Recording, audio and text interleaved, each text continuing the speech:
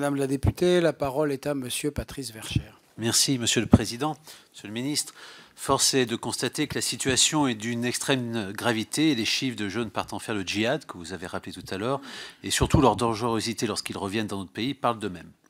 Ils reviennent formés, encore plus radicalisés, et donc très dangereux pour la sécurité nationale et la sécurité des Françaises et des Français qui risquent d'être à terme touchés dans leur intégrité physique lors d'attentats collectifs, mais plus probablement lors d'actes individuels encore plus difficilement repérables et donc plus difficilement arrêtables avant leur passage à l'acte. Si nous constatons que nos services de renseignement sont particulièrement efficaces, il n'en reste pas moins que le nombre de personnes qu'ils ont ou qu'ils auront à terme à surveiller deviendra tel qu'il y aura des terroristes qui passeront à travers les mailles et donc le risque d'attentat sur le territoire français devient et deviendra particulièrement inévitable. Dans ce contexte, il est bien entendu qu'il est nécessaire de soutenir, au-delà des clivages politiques, votre texte. Toutefois, s'il y a des propositions intéressantes, il n'en reste pas moins qu'il sera, je pense, rapidement insuffisant. Et je pense aussi que nous serons obligés dans les années à venir, peut-être les mois à venir, probablement suite à des attentats d'ailleurs, à aller plus loin.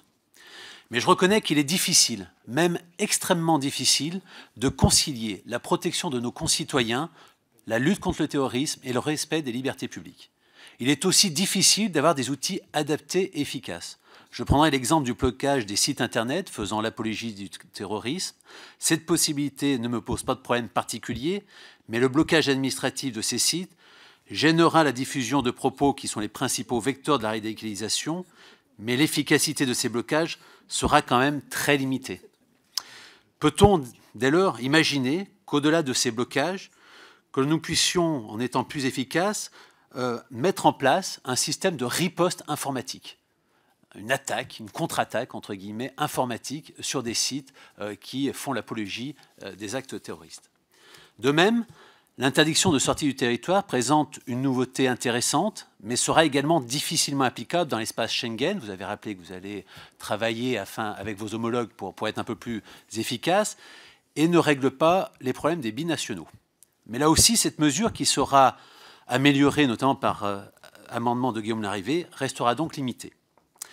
Monsieur le ministre, éviter que des Français partent faire le djihad est un début de solution pour éviter une formation militaire et une formation terroriste dans des pays en guerre et afin qu'ils reviennent encore plus radicaux. Mais pour ceux qui sont partis, pour les plus radicaux, pour les plus dangereux, qui sont ou qui seront arrivés à se rendre dans des territoires djihadistes extérieurs, peut-on imaginer que nous puissions prendre des mesures radicales pour faire en sorte qu'ils ne reviennent pas sur le territoire national et donc de s'assurer définitivement qu'ils ne seront plus une menace pour notre pays et pour nos compatriotes.